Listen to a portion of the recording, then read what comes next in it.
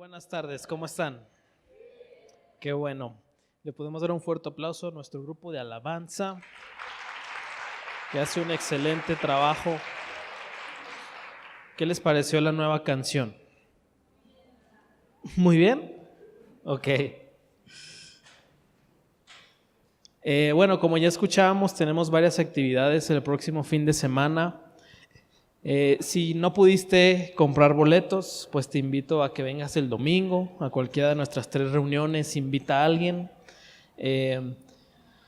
Traemos pastores de otras partes de la República, en un futuro del mundo, y es un esfuerzo que hacemos como iglesia, entonces aprovechalo, e invita a alguien nuevo, alguien que no tenga iglesia, alguien que no sea creyente. Porque yo estoy seguro que la pastora Claudia nos va a traer un mensaje muy, muy especial. Y si tú eres voluntario, por favor, nos vemos el sábado. No vas a hacer absolutamente nada más que recibir. Procuramos siempre darte un snack, darte algo para que puedas pasar un buen tiempo, y la idea es que nos den herramientas para seguir sirviendo a Dios de manera excelente. Incluso son herramientas para tu propia vida. Puede ser para tu vida personal o incluso para tu desarrollo profesional. Entonces, aprovecha las herramientas que tenemos, las personas que vienen a invertir en nuestra iglesia, y pues nos vemos el próximo fin de semana. ¿Está bien? Bueno, ¿quién ya comió? Muy bien, ya somos más. Muy bien. Bueno, todavía no es hora, ¿verdad? Pero voy a procurar ser conciso. Pensaba que iba a ser un mensaje más breve, pero se me extendió poquito, pero sí quiero terminar a tiempo. Vamos a 1 Samuel, capítulo 25, ¿les parece? Dice: Samuel murió y fue enterrado en Ramá, donde había vivido. Todo Israel se reunió para hacer duelo por él. Después de eso, bajó al desierto de Parán. Vamos a orar. Padre, te doy gracias por tu palabra, te doy gracias por cada persona que está aquí, Dios. Yo te pido que abras nuestro entendimiento, nuestro corazón. Queremos que nos enseñes, queremos escucharte. Te pido que nos ayudes, Espíritu Santo. Queremos ser más y más como tú, Dios, como tú, Jesús. Queremos escucharte, queremos guardar esta palabra en nuestro corazón y poder ponerla en práctica. En el nombre de Jesús, y todos decimos amén. Muy bien, pues ¿qué día es hoy? Día de Muertos, ¿verdad? Aprovechando la ocasión. No voy a hablar de la muerte, o tal vez sí, poquito. De hecho coincide, porque he estado leyendo 1 Samuel, 2 Samuel. Para los que vinieron la semana pasada, prediqué acerca de estos pasajes, pero también esa misma semana me llamó la atención este pasaje que acabamos de leer. Les tengo una noticia, puede que sea buena, puede que sea mala, pero lamento decirles que algún día se van a morir. ¿Están de acuerdo? Pero la pregunta que quiero que reflexionemos esta tarde es la siguiente: ¿cómo quieres ser recordado? ¿Cómo quieres ser tu ser recordado después de tu muerte? Este pasaje que leímos al principio es el obituario, o la frase que aparece generalmente en las tumbas de las personas, en las lápidas, ¿no? Es un pequeño resumen de la vida de la persona que yace ahí, ya sea una tumba o un nicho o simplemente un monumento en reflexión a la vida de esta persona. Y es muy interesante que hayan dedicado 2 tercios de un versículo para hablar del obituario del profeta Samuel, ¿no creen? Y lo digo porque normalmente pues son más largos, son un poco más extensos. Vamos a leer algunos ejemplos de la Biblia, por ejemplo el del rey David. En 1 de Reyes 2, versículo 10 dice: David murió y fue sepultado en la ciudad que llevaba su nombre. Había reinado 7 años en Hebrón y 33 años en Jerusalén. Así que en total en Israel 40 días. Reinó en Israel 40 años. Lo sucedió en el trono su hijo Salomón y así consolidó firmemente su reino. Más detallado, más largo. Vamos a leer el de Abraham. Abraham vivió 175 años, murió en buena vejez. Luego de haber vivido muchos años fue a reunirse con sus antepasados. Sus hijos Isaac y Samuel los sepultaron en la cueva de Macpela, que está cerca de Mamre, es decir, en el campo del litita Efrón, hijo de Zohar. Este era el campo que Abraham había comprado a los hititas. Allí lo enterraron junto a su esposa Sara. ¿Se fijan cómo es mucho más extenso? 3, 4 versículos. Pero el obituario de Samuel, a primera instancia, es muy breve. Y para un personaje tan importante como lo fue David, como lo fue Abraham, pues uno esperaba un obituario más largo para Samuel, ¿no lo creen? Y con todo y que es breve, en realidad esconde un secreto, una realidad, un contraste con un personaje que vamos a analizar en un momento más. La primera parte del obituario dice: Samuel murió, sin más detalles, 2 palabras, sumamente conciso. No murió en una tragedia, no murió en una batalla, como a veces nos señala la Biblia, no se cayó y se desnucó, ¿verdad? Como un personaje que se murió por ahí, conocido de Samuel. No lo traicionó ninguno de sus amigos o familiares, como suele suceder en las historias de la Biblia. No murió rodeado de escándalos, ni de chismes, ni rumores, sino murió seguramente lleno de años y tranquilo. Y si tú estás familiarizado con el libro de Samuel, de primera y segunda de Samuel, ahí encontramos pues historias muy dramáticas, parece como serie de Netflix. No sé si tú has visto últimamente las series de drama de coreanas, con mucha admiración, si hay alguien aquí de Corea. Están bien dramáticas. Yo pensé que las mexicanas eran las dramáticas, pero el K-drama se lo está llevando, pero por mucho. Muertes trágicas, engaños, violencia, traición. Las historias de primera de Samuel parecen dramas sacados de, no sé, de un libro de 100 años de soledad. Yo no sé quién le copió a quién, si Gabriel García Márquez o al revés, pero el chiste es que es puro drama, puros escándalos. Y es interesante que aparezca un obituario tan breve, tan conciso, dentro de un libro tan dramático y tan caótico como este. Y sospecho que fue puesto ahí con mucha intención y quiere darnos a entender algo, y ahorita lo vamos a averiguar. El obituario continúa y dice: y fue enterrado en Ramá, donde había vivido. En las antiguas culturas semíticas, el que te enterraran en el lugar en donde creciste era un sinónimo de completar el círculo, un sinónimo de plenitud. Terminar más bien donde empezaste. Y el hecho de que Samuel haya sido enterrado en este lugar nos habla de que vivió una vida de paz y de plenitud. Normalmente te enterraban en la tumba familiar a la que pertenecía a tus generaciones, a tus abuelos, a tus bisabuelos. Entonces esta frase, aunque es corta, nos da más detalles. Nos habla de que Samuel vivió una vida de plenitud y de propósito. La última parte del obituario dice: todo Israel se reunió para hacer duelo por él. ¿Quién se reunió? Todo Israel. Toda una nación guardó luto por la muerte de Samuel. Nos habla de que era altamente estimado, ¿verdad?, por toda una nación.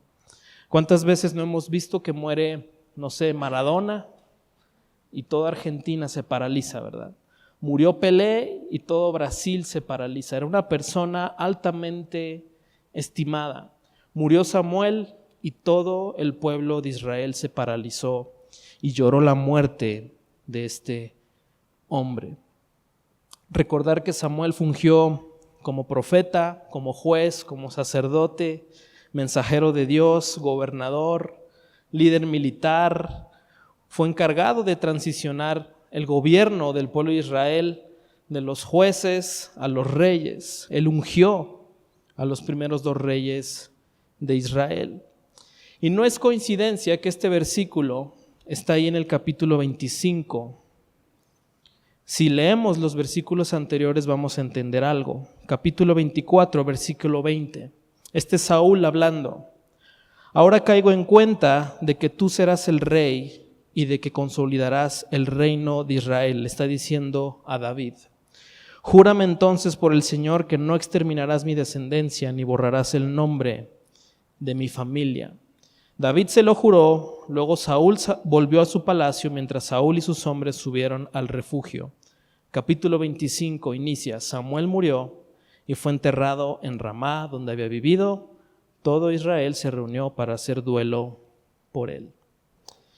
No es coincidencia que inmediatamente después de que Saúl finalmente se da cuenta y está convencido de que David lo va a suceder en el reinado, fallece inmediatamente Samuel.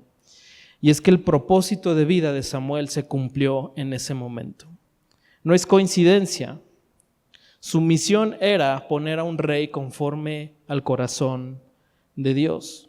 Y aunque su obituario fue breve, su vida fue larga y llena de propósito. Principalmente distinguida por la fidelidad y la obediencia a Dios. Entonces, aunque él se merecía un obituario más amplio, estas breves líneas contrastarán mucho con la vida del personaje que ahorita vamos a analizar, que es Saúl. Yo me pregunto qué es lo que tú quieres que se escuche cuando tú mueras.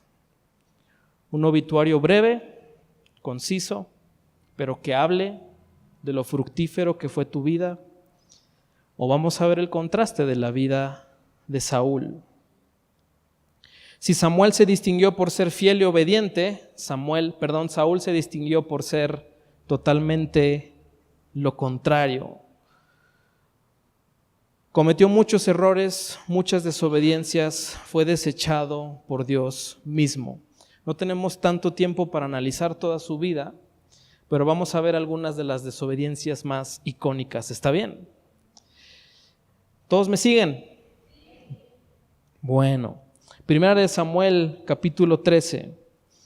Para dar un poco de contexto, los filisteos estaban atacando a Israel. Según las costumbres de la antigüedad, antes de que los ejércitos salieran a la guerra, imploraban por el favor de los dioses, y en este caso, pues Israel imploraba por el favor de Israel, de Dios, de Yahweh. Y Samuel le dijo a Saúl: no vayas a la guerra hasta que yo haga los sacrificios, hasta que implore por la bendición de Dios. Y le dijo: espérame una semana, yo voy a llegar. Y el versículo 8 dice: allí estuvo esperando 7 días Saúl, según el plazo indicado por Samuel, pero éste no llegaba. Como los soldados comenzaban a desbandarse, Saúl ordenó: tráiganme el holocausto y los sacrificios de comunión. Y él mismo ofreció el holocausto. En el momento en el que Saúl terminaba de celebrar el holocausto, el sacrificio, llegó Saúl. Saúl salió a recibirlo y lo saludó, pero Samuel reclamó: ¿qué has hecho? Y Saúl respondió: pues como vi que la gente se desbandaba, que tú no llegabas en el plazo indicado y que los filisteos se habían juntado en Micmas, pensé: los filisteos ya están por atacarme en Gilgal, y ni siquiera he implorado el favor del Señor, por eso me atreví a ofrecer el holocausto. Te has portado como un ¿qué? Necio, respondió Samuel. No has cumplido el mandamiento que te dio el Señor tu Dios. El Señor habría establecido tu reino sobre Israel para siempre, pero ahora te digo que tu reino no permanecerá. El Señor ya está buscando un hombre conforme a ¿qué? Su corazón, y lo ha designado gobernante de su pueblo, pues tú no has ¿qué? Obedecido. Esta desobediencia fue el principio de muchas y el principio del fin de Saúl. Fue uno de los principales motivos por los que fue rechazado por Dios. Para empezar, lejos de reconocer su error, le echa la culpa al pueblo y al mismo Samuel. Como el pueblo me abandonaba y tú no llegabas, pues yo me puse a implorar por el favor de Dios. Ponte a pensar la cantidad de errores y pecados que cometemos por no saber esperar, por la impaciencia.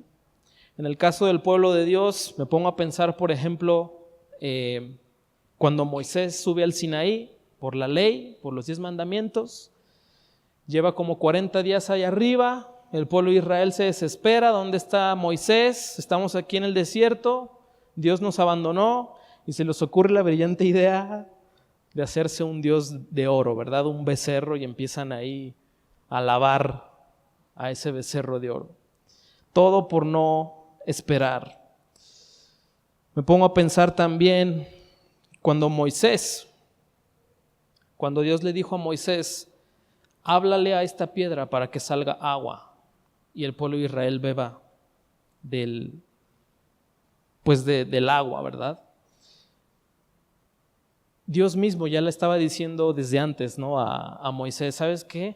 A mí también ya se me está acabando la paciencia, hay que matarlos y hago un pueblo de ti, ¿verdad? Tuvo que intervenir Moisés, hasta Dios mismo se le estaba acabando la paciencia. Pero en esta ocasión Dios le dijo, habla a la piedra. Y Moisés, ¿qué hizo? Le gritó, no, golpeó la piedra, mostró una cara diferente a la que debía mostrar. Y a causa de la impaciencia de Moisés, dice que por ese detalle no entró a la tierra prometida. Ponte a pensar la cantidad de decisiones que tomamos por impaciencia, por no saber esperar, y de cuántas promesas de Dios nos hemos perdido. No podemos entrar a la tierra prometida porque no tomamos decisiones pacientes, no esperamos el momento de Dios. Este es uno de los tantos errores que cometió Saúl. Acompáñame al capítulo 15. Dice, un día Samuel dijo a Saúl, el Señor me envió a ungirte como rey sobre su pueblo Israel, así que pon atención al mensaje del Señor. Así dice el Señor de los ejércitos, he decidido castigar a los amalecitas por lo que hicieron a Israel, pues no dejaron pasar al pueblo cuando salía de Egipto. Así que ve y ataca a los amalecitas ahora mismo. Destruye por completo todo lo que les pertenezca, no les tengas compasión. Mátalos a todos, hombres, mujeres, niños, recién nacidos, toros y ovejas, camellos y asnos. Está crudo este pasaje, ¿verdad? Haciendo un pequeño paréntesis, recordemos que la imagen de quién es Dios, aunque hay destellos en el Antiguo Testamento de quién es Dios, no es hasta la revelación de Jesús que sabemos quién es Dios, ¿sale? Pero de todas maneras hay que sumergirnos en la historia. Dios le estaba pidiendo a Saúl, ve y ataca a los amalecitas y no dejes a nadie, ¿ok? ¿Y qué hizo Saúl? Versículo 9, además de perdonarle la vida al rey Agag, Saúl y su ejército preservaron las mejores ovejas y vacas, los terneros más gordos y en fin, todo lo que era de valor. Nada de esto quisieron destruir, solo destruyeron lo que era inútil y lo que no servía. La palabra del Señor vino a Samuel, lamento haber hecho rey a Saúl. Fíjense a Dios arrepintiéndose, pues se ha apartado de mí y no ha llevado a cabo mis instrucciones. Tanto se alteró Samuel esa noche que pasó la noche clamando. La historia nos cuenta que Saúl fue confrontado por Samuel y al principio negó haber desobedecido. Poco después lo aceptó. Versículo 24 dice, he pecado, admitió Saúl, he desobedecido la orden del Señor y tus instrucciones. Los soldados me intimidaron y les hice caso, pero te ruego que perdones mi pecado y regreses conmigo para que yo adore al Señor. Los soldados me intimidaron, dijo Saúl. En otras versiones dice, tuve miedo del pueblo o me presionaron. Y aquí podemos ver lo débil de carácter que era Saúl y cuál era su principal interés. Lo que más le importaba a Saúl era lo que opinaban los demás antes que lo que Dios decía.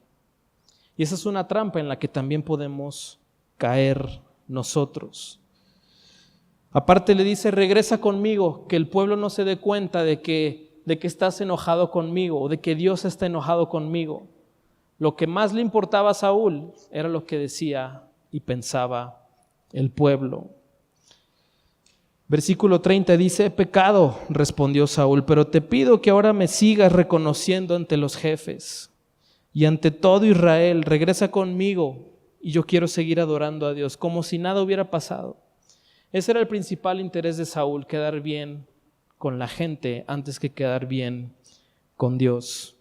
Ponte a pensar en la cantidad de pecados y decisiones que tomamos por agradar a otros, por presión social.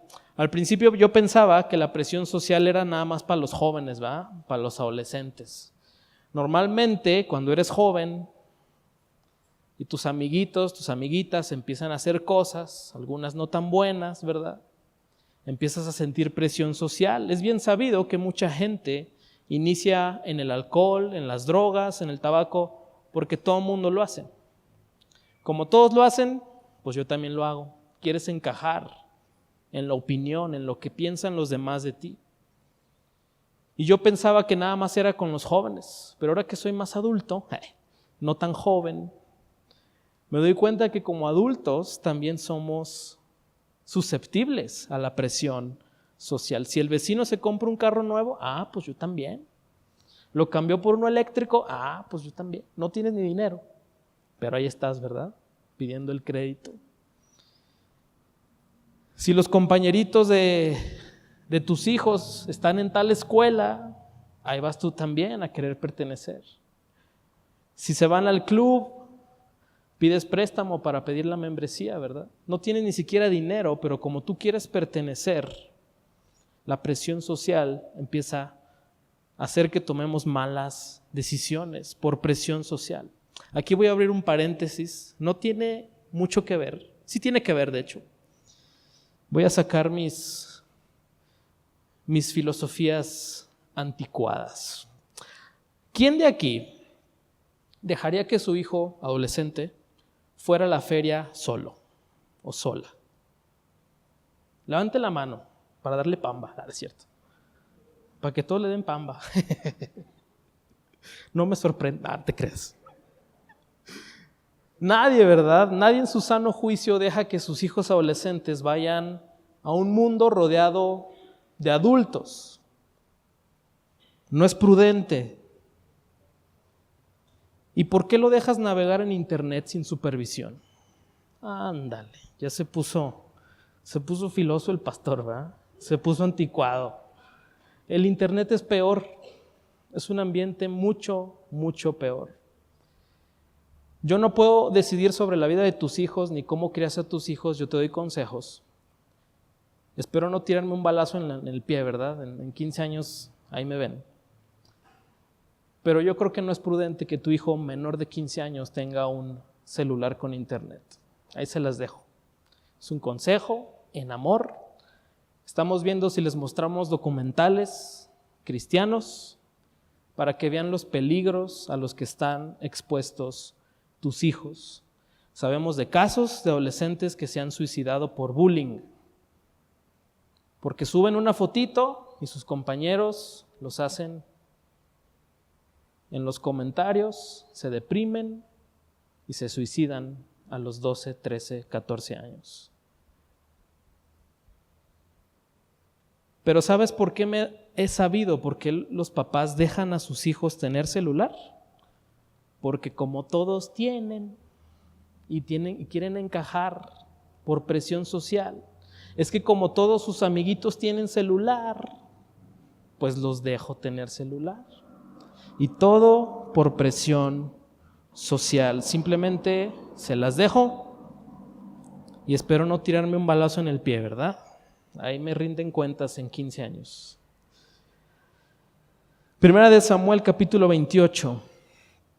Aprovechando la ocasión del Día de Muertos, entre las tantas tonterías que hizo Saúl, se supone que él había expulsado a todos los brujos, a todos los médiums de Israel. Pero cuando Samuel ya había muerto y se encontró otra vez en apuros, en guerra, no sabía qué hacer. Y en lugar de pedirle directamente guianza a Dios, fue y buscó un medium, una persona que contactaba a los muertos. Versículo 15 dice, la historia dice que lo contacta y empieza a hablar con Samuel, ¿verdad? Samuel dijo a Saúl, ¿por qué me molestas? Haciéndome subir yo tan a gusto que estoy aquí muerto. ¿Para qué me buscas? Estoy muy angustiado, respondió Saúl. Los filisteos me están atacando y Dios me ha abandonado. Ya no me responde ni en sueños ni por medio de profetas. Por eso decidí llamarte para que me digas lo que debo hacer. Samuel respondió, pero si el Señor se ha alejado de ti y se ha vuelto tu enemigo, ¿para qué me consultas a mí? El Señor ha cumplido lo que había anunciado por medio de mí. Él te ha arrebatado de las manos el reino y se lo ha dado a tu compañero David. ¿Tú no qué? Obedeciste al Señor, pues no llevaste a cabo la furia de su castigo contra los amalecitas, por eso Él te condena hoy. El Señor te entregará a ti e Israel en manos de los filisteos. Mañana tú y tus hijos se unirán a mí, y el campamento israelita caerá en poder de los filisteos. Aprovechando las fechas, ¿verdad? No es correcto creer que podemos hablar con la gente que ya falleció. Contactar a los muertos, ¿verdad?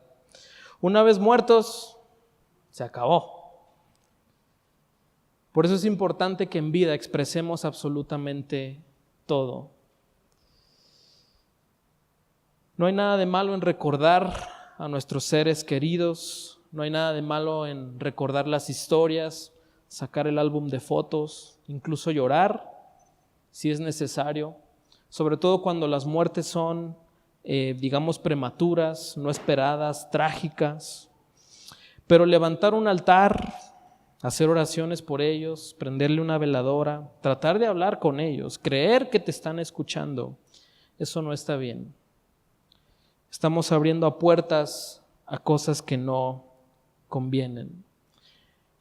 Y de las tantas cosas que Saúl hizo mal, también quiso hacer eso. Aparte de desobedecer a Dios, aparte de ser infiel, se puso a consultar a los muertos. Y bueno, ¿a qué voy con todo esto? Ya para concluir, si me ayudan los del piano. Regresando a la pregunta inicial, ¿cómo quieres ser recordado? ¿Qué es lo que van a decir de ti en tu obituario? Quiero que comparemos rápidamente la vida de uno y de otro, de Samuel y de Saúl. Samuel desde niño, consagrado al servicio a Dios, fiel, obediente, usado por Dios, multifacético, sacerdote, gobernador, juez, profeta, líder militar. Si bien no era perfecto, la palabra de Dios nos dice que sus hijos no siguieron su camino. Al final, el hecho de que haya sido enterrado en donde nació, en su propiedad ya no era suya, ahora de sus hijos. El hecho de que sus hijos lo hayan sepultado ahí, habla de que al menos sus hijos sí lo admiraban como padre. Tal vez ellos no reprodujeron su ejemplo, pero ellos sí amaban a su padre. Era bien visto por ellos. Fue un hombre usado por Dios que ungió a los reyes de Israel. Y por otro lado, Saúl empezó muy bien, pero terminó muy mal. Y eso que no analizamos toda la vida de Saúl, todo lo que estaba haciendo. Su vida se distinguió por la rebeldía, la desobediencia. Samuel murió y fue llorado por toda la nación de Israel y fue enterrado en casa de sus padres. Pero por otro lado, Saúl murió en una batalla. Una versión nos dice que se suicidó, que se echó en su espada para morirse. Más adelante la historia continúa y al parecer no se suicidó bien, se enterró la espada y siguió agonizando.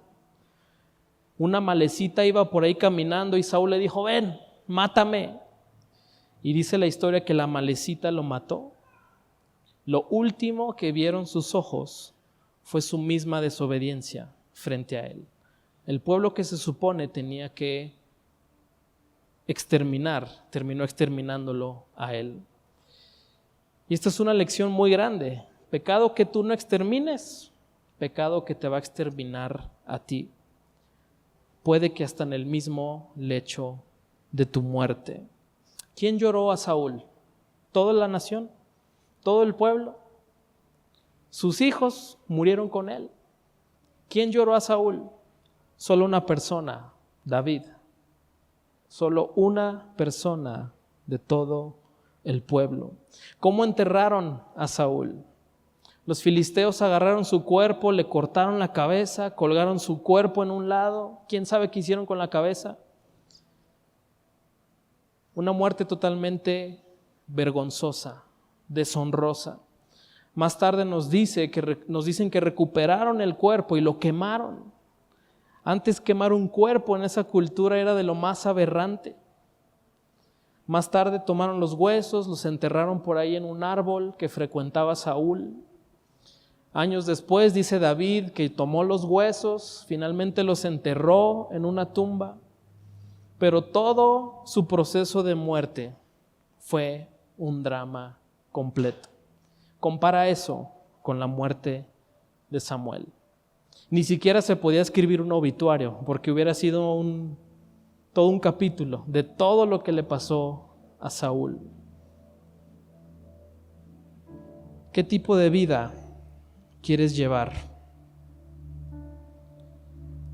El obituario de Samuel podrá haber sido breve y conciso, pero era producto de una vida larga y llena de propósito. ¿Cómo quieres que te recuerde la siguiente generación? ¿Cómo quieres ser recordado? ¿Como un personaje como Samuel o como un personaje como Saúl? Nunca es tarde para enderezar la nave. Aquí vemos gente joven como yo, gente no tan joven como Arturo, no es cierto. Gente más grande, algunos seguramente ya sienten los pasos, ¿verdad? Nunca es tarde para enderezar el camino. No sé si se acuerdan de los ladrones que crucificaron a un lado de Jesús. Estaban así de ir a la tumba, de ir a la muerte. Y uno fue recordado como un incrédulo y el otro fue recordado como el primero en ser salvado por la muerte y resurrección de Jesús. Alcanzó a reacomodar la nave al final de su vida. Nunca es tarde. Podemos siempre, con el amor de Dios, con el mensaje de Jesús en la cruz, tenemos siempre la oportunidad de enderezar la nave. Coincidió, la verdad, que es 2 de noviembre aquí en México y que la muerte está muy presente en nuestra cultura. Hay cosas muy padres de nuestra cultura y otras que no, hay que filtrarlas. Pero la muerte es un paso al que todos vamos a llegar algún día, ¿estamos de acuerdo? ¿Cómo quieres ser recordado? ¿Qué quieres que se lea en tu obituario? Primero Dios, mi obituario va a ser sumamente sencillo, más breve que el de Samuel. Le creyó a Dios. Eso es lo que yo quiero que esté en mi tumba. Le creyó a Dios. En 100 años yo sé que muchos de ustedes ya no van a estar, pero a ver qué se dice de mí. ¿Qué es lo que quieres que se diga de ti? Si pueden empezar a pasar los de la Santa Cena. Les voy a confesar algo un poco fuera de tema, pero la primera vez que di Santa Cena estuve a punto de decir vamos a tomar la Santa Muerte. Y hoy que era 2 de diciembre dije, ay, no se vayan a cruzar los cables, por favor. Vamos a tomar la Santa Cena. Vamos poniéndonos de pie. Si tú no estás familiarizado con la Santa Cena, con la Eucaristía, creemos que Jesús murió y resucitó en esa cruz por nuestros pecados. Tanto amó Dios al mundo que dio a su Hijo unigénito para que todo aquel que en Él cree no se pierda, mas tenga vida eterna. Y desde que Jesús ascendió al cielo, de los primeros rituales o costumbres que tenía la iglesia era recordar la muerte de Jesús una y otra vez, porque eso es lo que Jesús nos dijo: recuerden mi muerte y mi sacrificio en la cruz hasta el día que yo regrese. Y es una práctica que idealmente se debe hacer entre los hermanos, no tiene por qué ser necesariamente en la iglesia. Lo puedes hacer en tu casa con tu familia, lo puedes hacer con amigos, pero procuramos hacerlo una vez al mes aquí en la iglesia. Y el pan representa su cuerpo, su sangre representa, al revés, el vino representa su sangre, que nos limpia de todo pecado. Y recordando las palabras del apóstol Pablo, nos dice: yo recibí del Señor lo mismo que les transmití a ustedes, que el Señor Jesús, la noche en que fue traicionado, tomó pan y después de dar gracias lo partió y dijo: este es mi cuerpo entregado por ustedes, hagan esto en memoria de mí. De la misma manera tomó la copa después de cenar y dijo: esta copa es el nuevo pacto en mi sangre, hagan esto toda vez que la beban de ella en memoria de mí. Porque cada vez que comen este pan y beben de esta copa, proclaman la muerte del Señor hasta que Él venga. Vamos a orar. Padre, te doy gracias por tu palabra, Dios.